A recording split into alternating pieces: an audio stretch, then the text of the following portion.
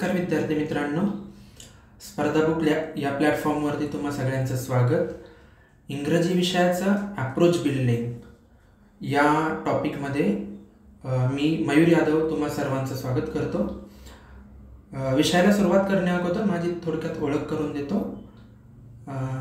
मी Fergusson कॉलेजमधून BA economics या विषयात ग्रॅज्युएशन केलं. त्यानंतर MA political science Indira Gandhi national open university इथून केलं.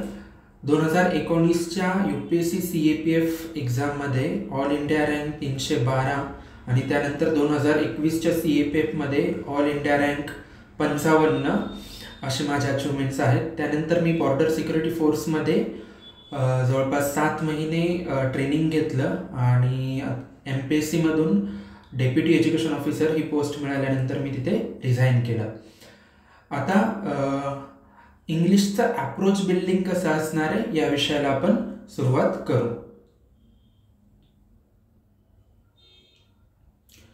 तर बेसिकली अप्रोच बिल्डिंग ही स्ट्रॅटेजीतून तयार होते की त्या विषयाचं लर्निंग आणि टीचिंग कसं असलं पाहिजे ही त्या विषयाचा सिलेबस आणि त्या विषयाचे PYQs या दोन गोष्टींच्या आधारे ठरतात, सिलेबस आणि PYQs.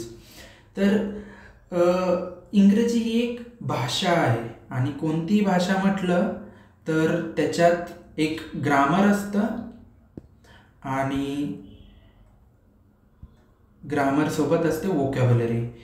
या दोन पार्टचीच स्ट्रॅटेजी, हे दोन पार्ट मिळाल्यानंतरच भाषा तयार होते.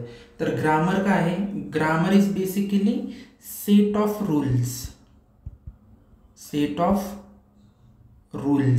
रूल्स कशाचे? तर शब्दांची मांडणी कशी करायची, अर्थपूर्ण वाक्य बनवण्यासाठी शब्दांची मांडणी कशी करायची हे जे सांगणारे नियम असतात त्याला आपण व्याकरण म्हणतो.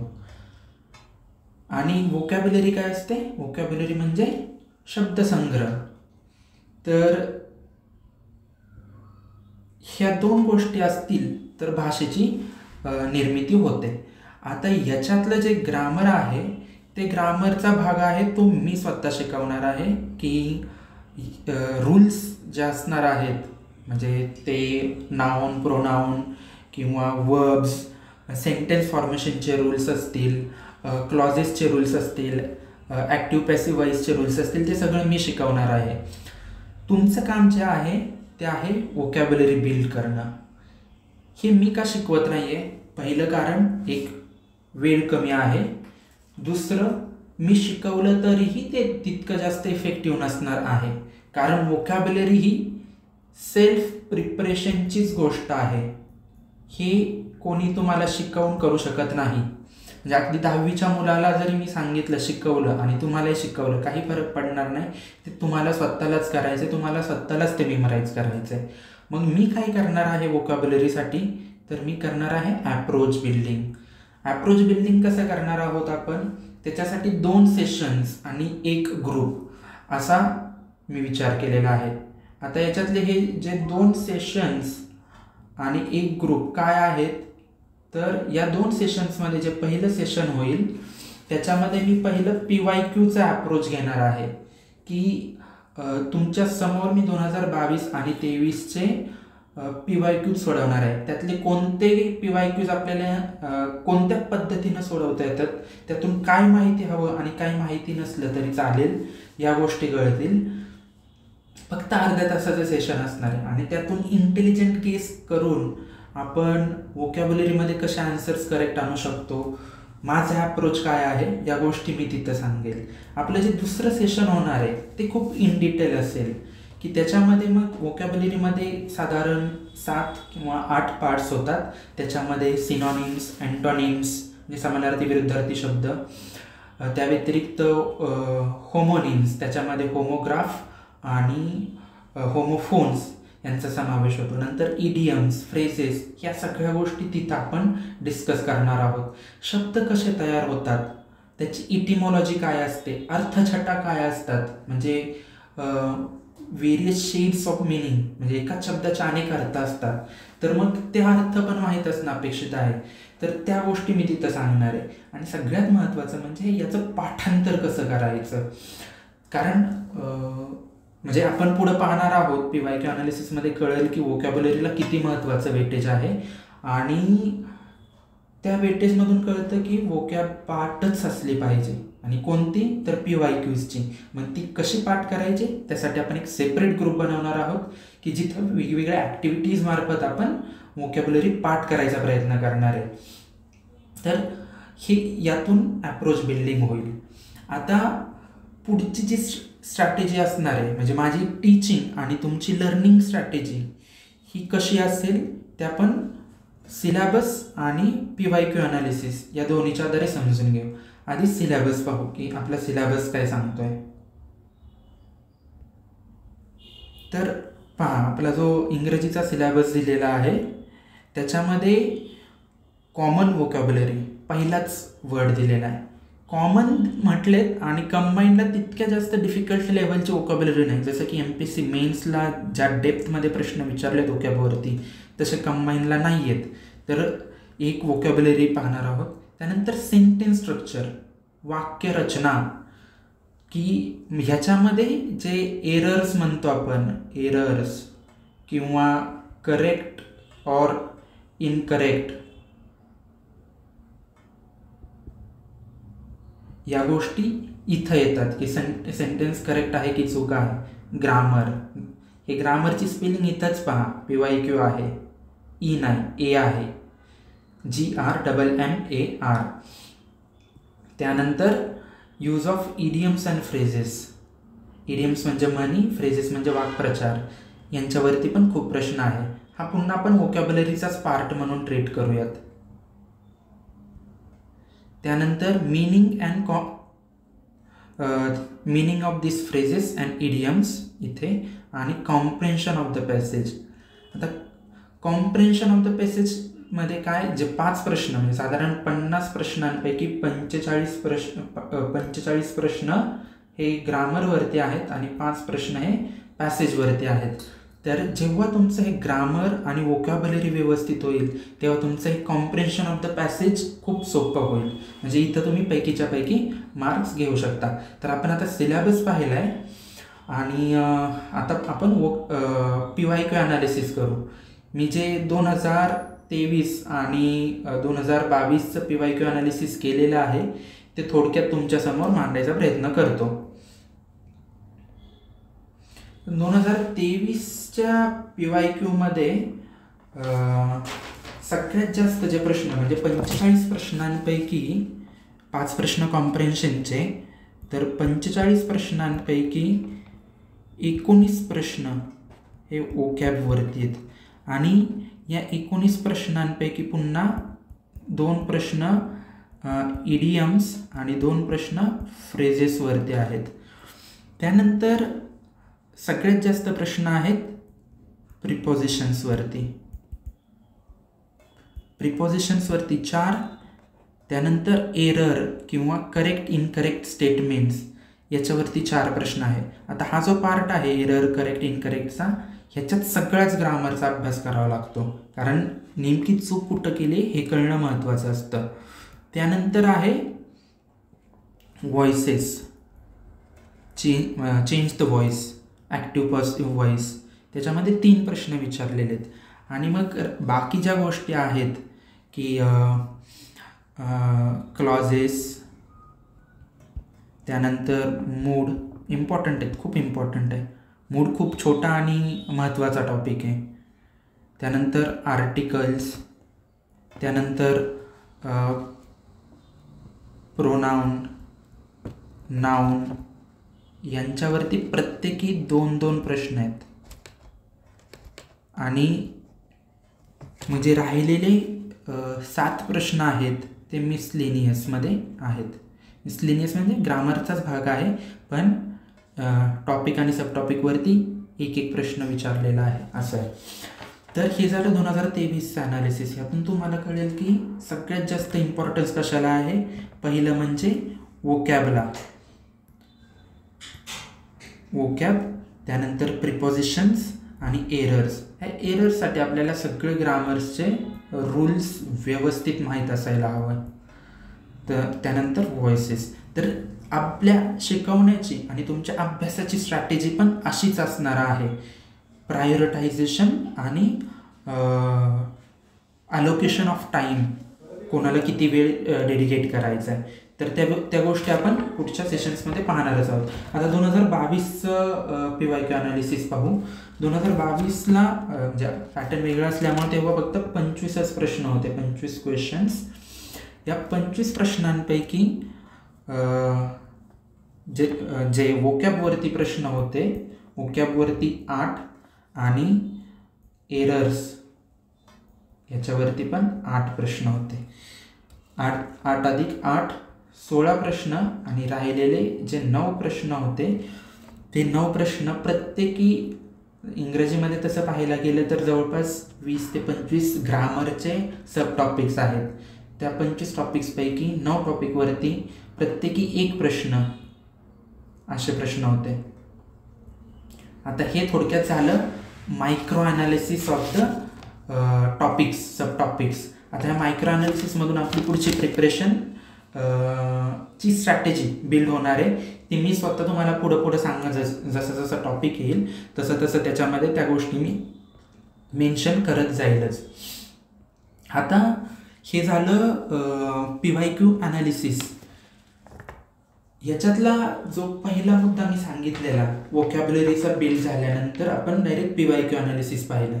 त्यानंतर जे ग्रामरचा पार्ट आहे, हा ग्रामरचा पार्ट, तर हे ग्रामर आपण कसं करणार आहोत, तर त्याची माझी स्ट्रॅटेजी काय असणार आहे आणि तुमची स्ट्रॅटेजी कशी असली पाहिजे ते पाहूयात. आता ग्रामर स्ट्रॅटेजी, ठीक आहे.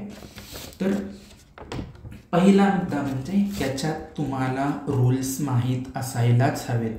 रूल्स माहीत नसतील तर तुम्हाला आन्सर घेता येणार नाही किंवा आन्सर्स काढता येणार नाही, चुका होतील. म्हणून रूल्स माहीतच असायला हवे. आता याच्यात पण जो MPSCचा भर आहे ना, तो एक्सेप्शन्सवरती आहे. रूल्सचे पण एक्सेप्शन्स. उदाहरण द्यायचं झालं तर एक्सेप्शन्स म्हणजे अपवादांवरती प्रश्न आहेत. तर आता तुम्ही अभ्यास केला असेल तर तुम्हाला माहीत असेल की चेंज द व्हॉइस करताना जर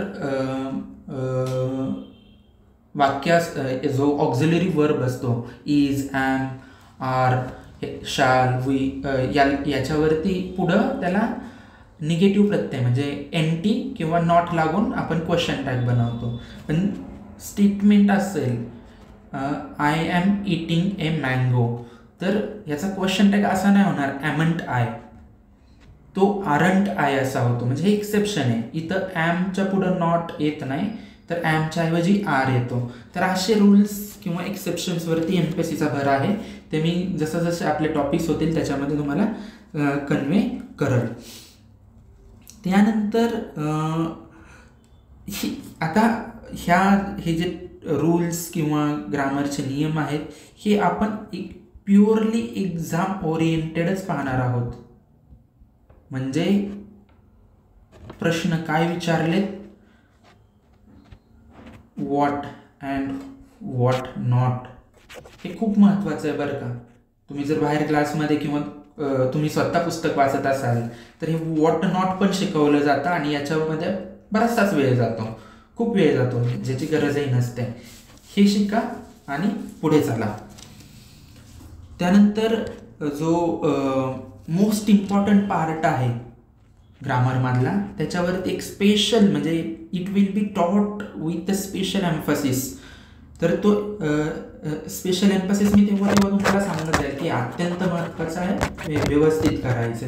तर ते तुम्हाला मल्टिपल टाईम त्यांच्या रिव्हिजन करायचे. दुसरं म्हणजे सोर्सेस काय असणार आहेत. जे सोर्सेस तुम्ही वापरता तेच सोर्सेस आम्ही वापरतो. ह्याच्यामध्ये बेसिकली पालनसुरी, बाळासाहेब शिंदे आणि महेश पाटील सर यांच्या पुस्तकातूनच आपण शिकवणार आहोत. आणि ह्याला जोड असणार आहे ती म्हणजे PYQची.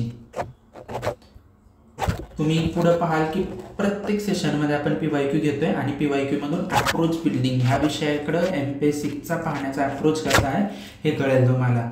तर हे झाले सोर्सेस आणि PYQs बद्दल. त्यानंतर टीचिंग मेथड कशी असणार आहे, एक मी मुद्दामून हा इंग्रजी शब्द वापरतोय, लुसिड, ओघवती, तुम्हाला कळेल, समजेल, उमजेल अशा भाषा, म्हणजे इंग्रजी मी इंग्रजीतूनही शिकवू शकतो, पण आपण तो मराठीतून शिकवणार आहोत, कारण विषय समजणं आणि मार्क्स मिळणं हे महत्त्वाचं आहे. पूर्णतः ॲप्रोच माझा टीचिंगचा हा मार्क्स ओरिएंटेडच असणार आहे. आणि इथे मार्क्स कसे आणायचे, म्हणजे भले रूल्स लक्षात राहत नसतील तरी ऑप्शन्समधून आन्सर कसे आणायचे ते शिकवलं जाईल. त्यानंतर तुमचं काम काय असेल, म्हणजे लर्निंग करताना, हे झालं टीचिंगची बाब. लर्निंग करताना तुमचं काम असेल की टॉपिक झाला किंवा सब टॉपिक झाला की व्हिडिओ पॉज करायचा, व्हिडिओ पॉज करून झालेला टॉपिक डोळे मिटून पुन्हा रिवाईज करायचा की काय समजलं. परत डाऊट असेल, शक्यतो एकदा सांगितल्यानंतर डाऊट मनामध्ये राहणारच नाही, कारण गोष्ट आपण तितक्या सोप्या पद्धतीनंच सांगणार आहोत. तर डाऊट जरी राहिला तरी पुन्हा तेवढा व्हिडिओ पाहून डाऊट तिथेच क्लिअर करायचा, किंवा आपले जे डाऊट सेशन्स होतील त्याच्यासाठी सेपरेट बाजूला डाऊट लिहून ठेवायचा. हे खूप महत्त्वाचं आहे, डाऊट मनात ठेवायचा नाही. तर ही तुमच्या बाजूनं माझी एक्सपेक्टेशन आहे, आशा, अपेक्षा आहे. आता ग्रामरबद्दल बोललो, वोकॅब्युलरीबद्दल बोललो, मी जे PYQ ॲनालिसिस होतं त्याच्याबद्दल पण बोललो. आता मला एक सांगायचं आहे की ही बॅच संपताना, म्हणजे सर ते शेवटी तुम्हाला काय मिळेल बॅचच्या अंती, मी असं म्हणेल बॅचच्या अंती तुम्हाला काय मिळेल. पहिली गोष्ट म्हणजे सगळ्यांना इक्वल बेनिफिट होईल हे मी सांगणार नाही, असं म्हणणं चुकीचं राहील. कारण मी पुन्हा विद्यार्थ्यांचे 3 प्रकार करेल इंग्रजीच्या बाबतीत. 3 प्रकारचे विद्यार्थी की ज्यांचं ऑलरेडी इंग्रजी खूप चांगलं आहे, म्हणजे आत्ताही पेपर दिला तरी त्यांना 30+ मार्क्स मिळतील. काही ॲव्हरेज आहेत की ज्यांना 20+ मार्क्स मिळतील, 20 ते 30च्या दरम्यान. आणि काही वीक किंवा सो अँड सो आहेत. इथून पुढे मी जे इंग्रजी शब्द वापरत जाईल ते तुम्ही सेपरेटली नोट करून ठेवत जा आणि त्यांचा अर्थ गुगल करत जा. सो अँड सो म्हणजे पण ॲव्हरेज किंवा बिलो पार. बिलो पार म्हणजे पण ॲव्हरेजच्याही खाली असा अर्थ होतो, PAR, बिलो पार. तर हे जे वीक स्टुडंट्स आहेत की ज्यांचा 20पेक्षा पण कमी स्कोर येतोय, असे विद्यार्थी कधी, आत्ता पेपर सोडवल्यानंतर. आत्ता म्हणजे याला म्हणतो आपण बेंच मार्किंग. आणि मी कधीही कोणत्याही परीक्षेची तयारी केली की ती मी इथूनच करतो. म्हणजे तुमच्यापैकी असं खूप कमी जण असतील की पहिल्यांदा मेन्सला अपेअर होत आहेत. बऱ्याच जणांनी अनेकदा मेन्स दिलेली असेल, दिलेली नसेल किंवा इंग्रजी पहिल्यांदा प्रिपेअर करते, काही हरकत नाही. तुम्ही आत्तापर्यंत इंग्रजी विषयाचा अभ्यास केला आहे, त्याच्या आधारे तुम्हाला 50 प्रश्न सोडवायचे. कॉम्प्रिहेन्शनचे 5 प्रश्न, 5 पैकी 5 मार्क्स आत्ता यायलाच हवेत. जरी नाही आले तरी 3 किंवा ॲटलिस्ट 2 मार्क्स तर यायलाच हवेत. राहिलेल्या 45 प्रश्नांपैकी तुम्हाला, म्हणजे तुमच्या सध्याच्या बेसिक नॉलेजमध्ये ॲटलिस्ट 10 ते 15 मार्क्स यायला हवेत. आणि हे झाली तुमची सध्याची कंडिशन. बॅच नंतर तुमच्या ह्या सगळ्या सध्याच्या मार्क्समध्ये ॲटलिस्ट 50% इन्क्रिमेंट व्हायला पाहिजे मार्क्सनं, ही माझी अपेक्षा आहे. म्हणजे जो 30 वरती खेळतोय तो 45 वरती पोहोचेल, जो 20 वरती खेळतोय तो 30 वरती पोहोचेल, आणि जो 20च्या खाली आहे, म्हणजे समजा 15च्या आसपास, तर तो ॲटलिस्ट 20 क्रॉस तर करेलच करेल. आता हे मी का सांगतो, ह्याचं कारण आहे की पहिले हे समजून घ्या की इंग्रजी काही सगळ्यांची स्ट्रेंथ नाही. आपण गावाकडून आलेले लोक आहोत, गावाकडे तसं इंग्रजीवरती जास्त भर नसतो, विषयाचं व्यवस्थित टीचिंग झालेलं नसतं, झालं तरी आपल्याला ते काही चांगलं समजलेलं नसतं, समजलेलं असलं तरी अनेक वर्षांचा गॅप असल्यामुळं विसरून गेलेलो असतो. तर आता काय करायचं आहे की जे विद्यार्थी, म्हणजे प्रत्येकानं स्वतः कुठं तुम्ही स्टँड करता, where are you standing currently, हे पाहण्यासाठी तुम्हाला स्वतःचं बेंच मार्किंग करायचं आहे.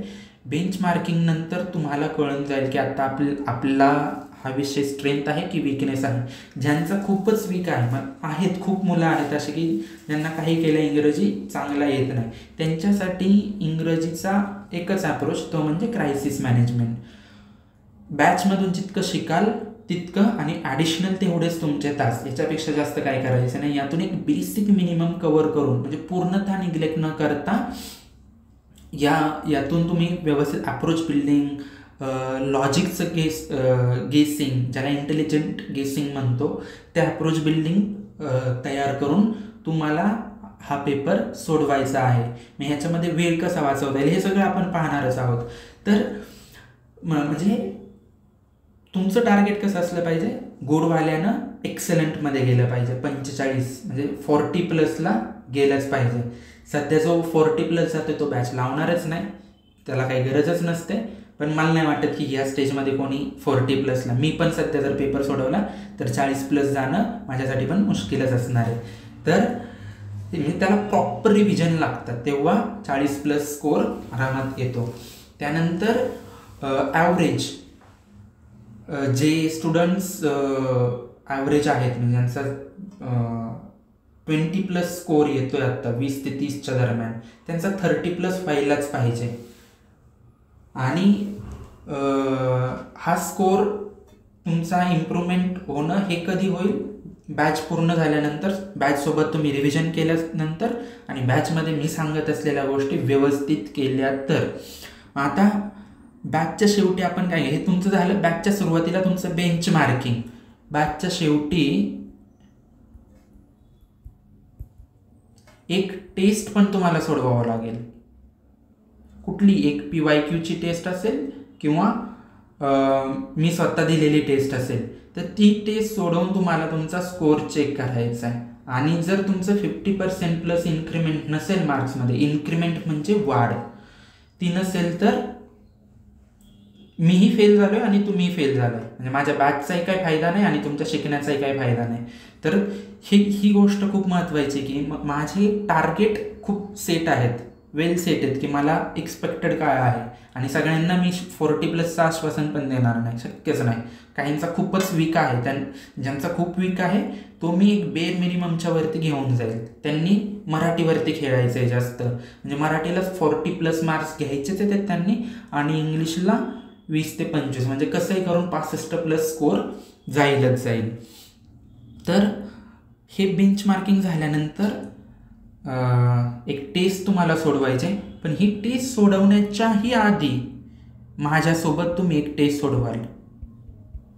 माझ्यासोबत, आता माझ्यासोबत काय म्हणजे मी लाईव्ह किंवा रेकॉर्डेड, मोस्टली रेकॉर्डेडच असेल, रेकॉर्डेड मी टेस्ट कशी सोडवतोय हे तुम्हाला सांगेल. यातून काय होईल, तुमचा ॲप्रोच बिल्ड होईल. कोणता ॲप्रोच, अभ्यासाचा नव्हे, त्या 1 तासाचा, 1 तासाचा पण नव्हे, त्या अर्ध्या तासाचा. आपल्याकडे अर्धाच तास आहे ना इंग्लिशला, तर ह्या अर्ध्या तासात 50 प्रश्न, म्हणजे 30 मिनिटात 50 प्रश्न कसे सोडवायचे, मग ह्याच्यात वेळ कसा वाचवता येतोय, कारण तिथं आपल्याला 1-1 सेकंद महत्त्वाचा असतो.